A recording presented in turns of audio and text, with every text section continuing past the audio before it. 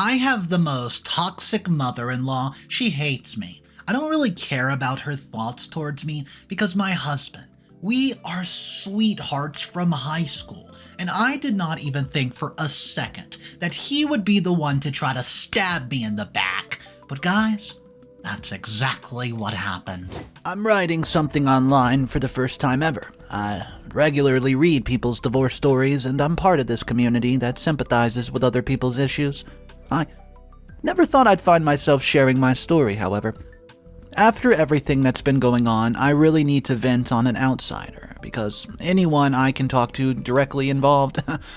I've been through a really ugly divorce after an early, ugly marriage. My husband and my mother-in-law have been extremely toxic to me throughout my entire marriage, and I would really be stupid to keep suffering. I'm writing on this platform with a heavy heart after the sudden demise of my dad. My father's death really opened my eyes to put things into perspective. I realized that it was late, but not too late to mend things. I, 26 female, have been married to Callum for 4 years and have been in a relationship with him since college. We had a common college group, and most of our college friends are mutual. We got married soon after college ended, and my parents are well off compared to Callum's. It did not really matter to me that they weren't as wealthy as my family, but what does bother me is that they were very pretentious. They would splurge on things they could not afford just to look a bit wealthy. I didn't really care to look into how much money they had. I saw that they were substantially rich, and I got married to Callum. I don't know, something about Callum did not sit right with my father, but I wanted to marry him anyways. It came as a shock to me that what Callum's family showed other people, well, it wasn't even true. Callum's father died shortly after our wedding, leaving Callum with his father's debt, and I helped pay the debts and also started taking charge of the bills. My mother-in-law, Stacy, moved in with us after their previous house was auctioned, and both Callum and my mother-in-law started taking advantage of me and spending lavishly. My father passed away, leaving a lot of money and an estate in my name, which they wanted for themselves, and after years of their selfishness, my eyes finally opened, and I decided to leave Callum. Let me get into the details and explain the whole situation at hand, and at the time of our wedding, I didn't really care who was spending how much money. We never really had a discussion on how we would split stuff, and now that I think about it, I realize that Callum only bought his suit and the best man suit along with my wedding ring. My family was the one who paid for most of it, and Callum's father died of cancer shortly after our wedding. He left behind a huge amount of debt and installments for Callum to have to pay. I work for my father's business, and my pay is slightly more impressive than Callum's. So, Callum begged me to help him pay off his father's debt, and I agreed to do so. I was an only child who always craved attention from my parents, so I grew up to become a people pleaser and a pushover. At the same time, I've been conditioned to do business-minded stuff, and it did not seem appropriate for me to pay off his father's debts. I just did it because I felt he would love me and appreciate me a little more. I wanted to be the provider in the family and take the lead in the relationship, so I would often offer to pay most of the groceries and the bills. Instead of being grateful for my efforts, Stacy and Callum started taking advantage of my willingness to pay for basic things and forcing me to buy expensive things for them. I did not earn as much to afford all those things they wanted, but at the beginning I could not identify their intentions of extorting me. When I realized what they truly wanted, it was too late. They would constantly demand things from me, and I was stupid and emotional. Callum and Stacy would fight with me over petty things when their demands weren't met. They indirectly established that they would fight and make my life hell if I did not fulfill their wishes. I loved Callum a lot, and I did not have much time to fight with him. I wanted things to be peaceful. Stacy had moved in soon after my father died, and I agreed to because, well, I thought she was a sweetheart. She was so nice to be around throughout my engagement and wedding. But it turns out it was all to pretend, and she's like that with every single person I've ever known. At first, she'll seem very sweet and friendly, but later she'll turn out to be a real jerk.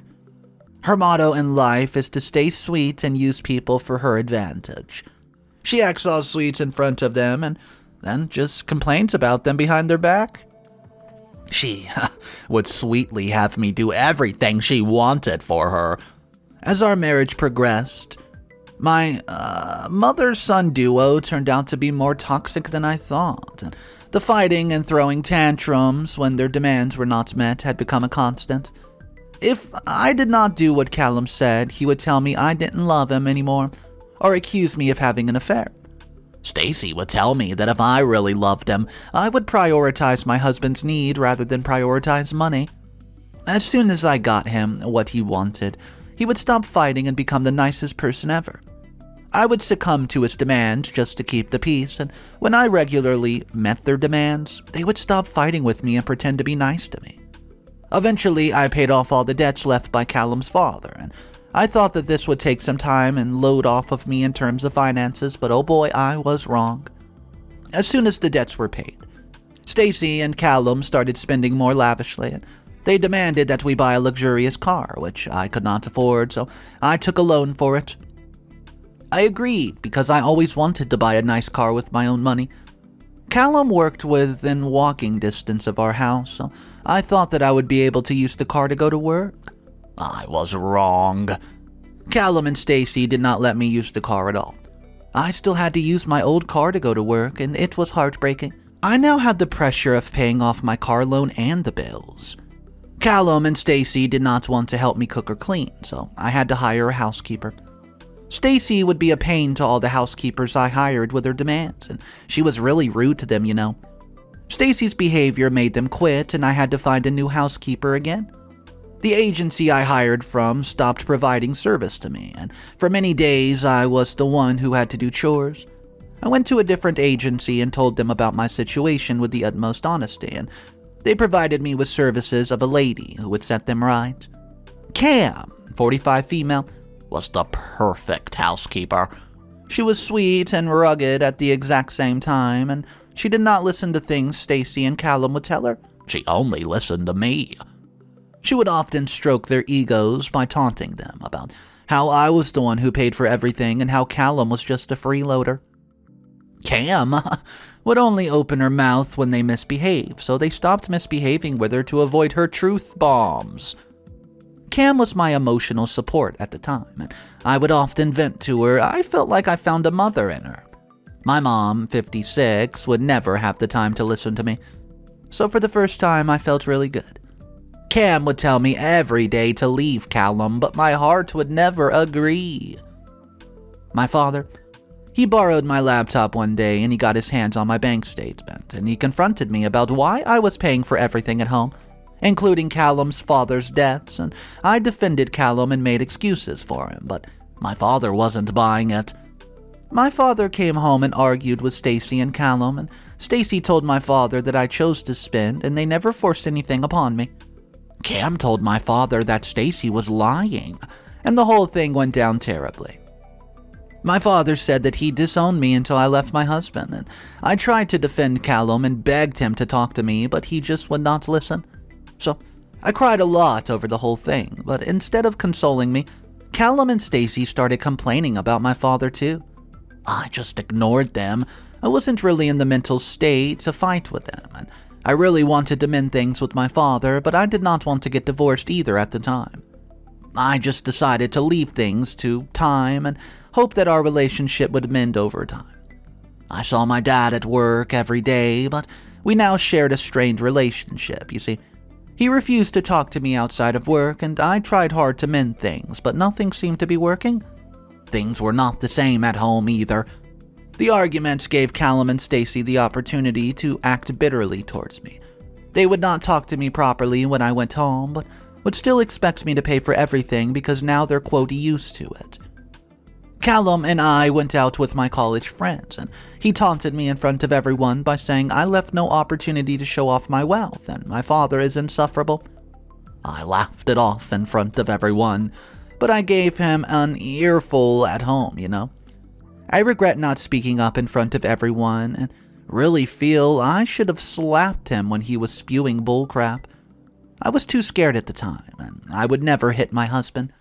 I decided that I'd stop giving in to their unnecessary demands and have Callum pay half of the bills. The number of fights we had at home grew, and they tried so hard to gaslight me into paying for everything, but I did not budge. I should have made my boundaries clear earlier, but I didn't. I took this step because I've had enough. Callum quit his job in reaction to the drastic and sudden steps I've taken, claiming that he was fired because of layoffs in his company. I knew this wasn't true and that he was lying. I asked him to get another job as soon as possible, indicating that he needs to pay half the bills. I was not going to let Callum and Stacy have their way at any cost. Soon after, I got the news that my father passed away, and I was shocked because it was so sudden. He had a heart attack and he could not survive it. I went to his funeral, but Callum and Stacy did not come with me because of the argument. I stayed with my mom for a couple days, and Callum and Stacy did not even call us once. They were so insensitive. I felt more at peace, spending time with my mom and my extended family, and I realized my house was so chaotic that my parents' house seemed peaceful even in times of pain. I went back home after staying at my mom's for a week to find that Stacy had fired Cam and framed her for stealing money. Cam had been handed over to the police, and I rushed to bail her out. I told her to find work somewhere else and that she did not have to work in that hell anymore. I lashed out at Stacy and Callum for falsely framing Cam, and my mom called me and informed me that I would be appointed CEO henceforth, and that I would receive an estate my dad had invested in and a sum of money. The rest of my dad's wealth went to my mother. Callum and Stacy were over the moon to hear it, and they wanted us to move to the estate immediately. Well, I was shocked to see their behavior. They did not even come to the funeral, and now they want to live in the estate that he left for me. They started to celebrate when they heard how much that he left for me, and they popped open bottles of champagne and started daydreaming about what they were going to do with all the money. It sounded like they would spend it all in less than a month, and they talked about how amazing their lives would be living on my estate, and I was furious and burning on the inside with anger. It was obvious that Callum and Stacy were spineless gold diggers, but I thought that they at least had a heart. I did not know they could stoop so low in terms of pretentiousness.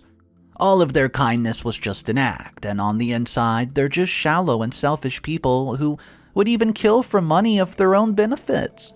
I thought about it a lot, and I've had enough of them, and I never wanted to leave Callum because of my love for him.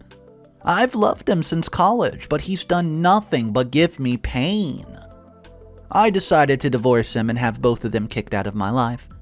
I hired a really good lawyer, Louise, and talked her through everything that I've been through. I have recordings of all the bank statements, indicating how much I spent throughout the entire marriage, and I was surprised to see the figures because I never actually looked into them. I disappeared from our house and went to live by myself at the estate. They showed up with packed bags and removal men the very next day at my new house. The security did not let them in, and they called me and asked me why I would not allow them in and why I left without a notice. So I asked Callum whether he found the divorce papers or not. It turns out Callum and Stacy had sold the house for a huge sum of money to move into my estate, and I did not let them into my house. I sent Callum a divorce notice, leaving them homeless. They temporarily moved into Callum's aunt Casey's house, and you see, Casey's husband was not going to let them stay for very long, though. Callum dragged me to court, stating that he was financially dependent on me, and I agreed to pay for his bills because he was financially dependent on me by our choice. Well, he wished to have a claim to my properties, but little did he know that my father had made him sign a prenuptial agreement between both of us, stating that neither of us would have a claim on the other person's property. I would have never agreed to this at the time, because I trusted Callum entirely, but now I thank my dad for watching out for me. This meant that Callum would be entitled to nothing. They tried to prove that they deserved a share of my money and pulled the trials longer. But instead of doing any good, the court ordered them to pay me back the money I paid for Callum's father's debts. They had to pay me back soon, so they paid me most of the money that they received from selling the house. They were now broke and homeless at the same time, and I just hope they realize their mistakes now. I didn't really gain anything from getting back what I paid for Callum's father's debt, though. But The fact that it made them broke was extremely satisfying. I wasn't really in any pain during my divorce. I was just happy to be free from the relationship, and I realized that I've lost all the love I had for him throughout the process, and it was so easy for me to move on. I have a lot of work anyways. There was no time to cry over Callum because I was now the CEO. I took the opportunity to focus on the business and make sure my father's legacy lived on. I still have a lot of regrets. My father wasn't really talking to me before he passed away, and I wish I had the opportunity to spend some time with him. I missed out on being with him in the last moments because of my foolishness. I did not really get the chance to tell him how much I loved him. The prenup that I never thought I'd need really just helped me win against Callum and Stacy. I really hope they get what they deserve.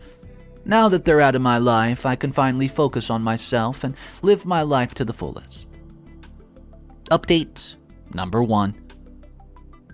Hey everyone, I didn't really expect so many people to read my story. I mean, I've had so many comments and so many people with similar stories, they've reached out to me.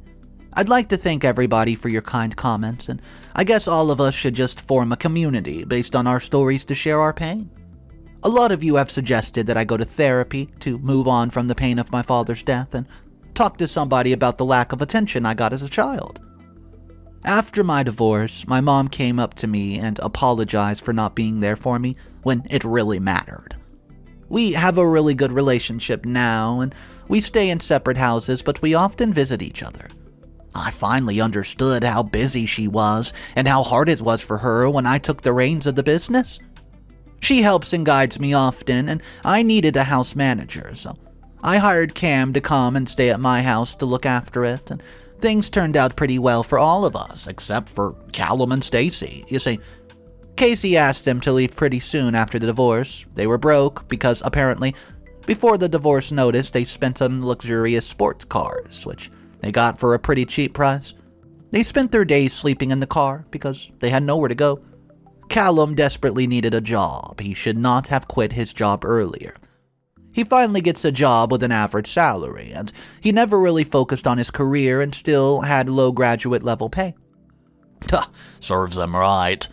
They did not have enough money to sustain themselves and pay for rent, and nobody would buy their car because it didn't have proper paperwork. They spent most of the day hungry, and they had to sell a lot of stuff that I mostly bought for them to sustain themselves.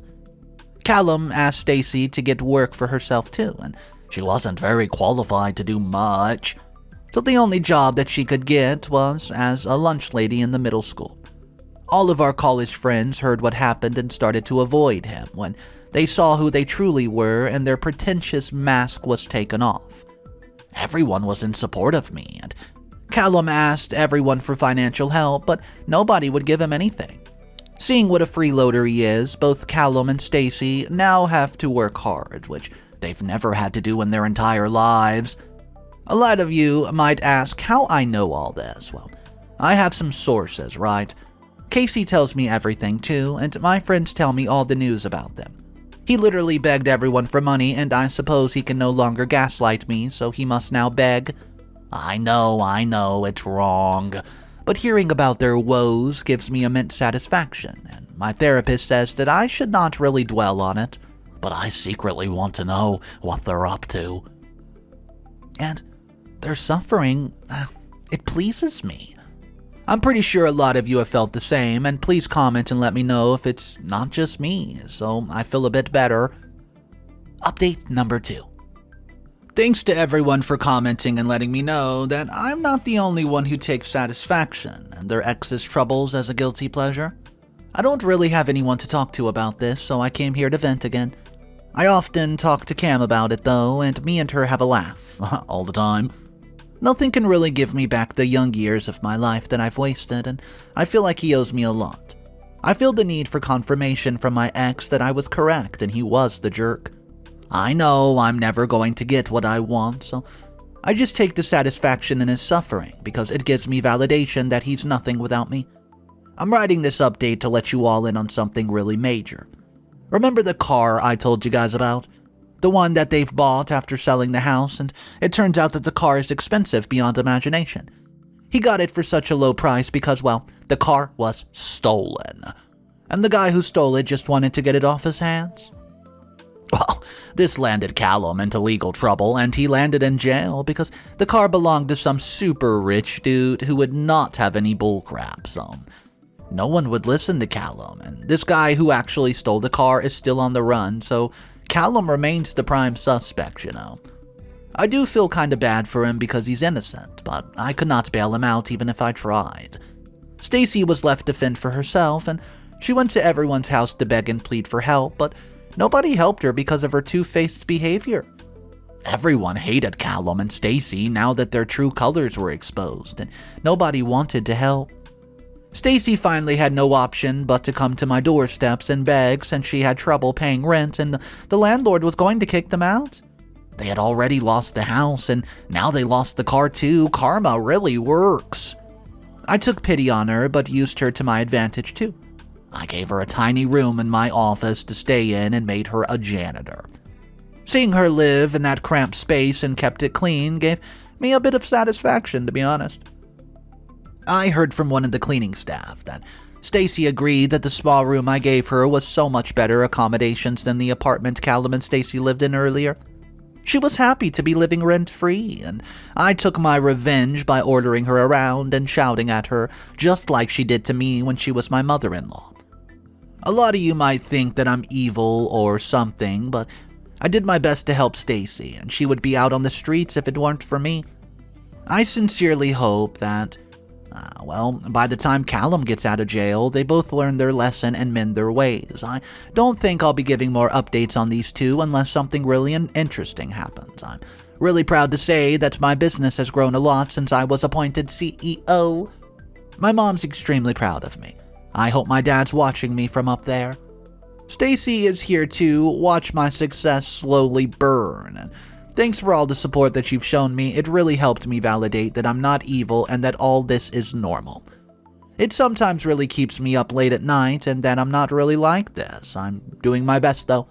Thank you all again. So it turns out that car that Callum decides to waste all his money on like an idiot was stolen. I mean, first of all, who buys a sports car that's worth so much money for such a discount without proper paperwork? I mean, you had to have just thought to yourself, maybe this car could be stolen. Anyways, they do say karma comes back, and well, I want to know your exact thoughts about this story. Let me also know the way that OP handled this with the divorce and all the proceedings to that.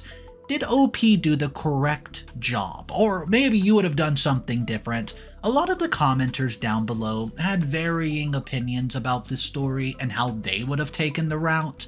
Either way, I want to hear from you guys. My name's Mr. Reddito. I narrate stories every single day. Drama stories, inheritance dramas, relationship dramas, you name it, we cover it. I have a story for you. Go ahead, hit that subscribe button, and remember, it's cool to be kind. See ya!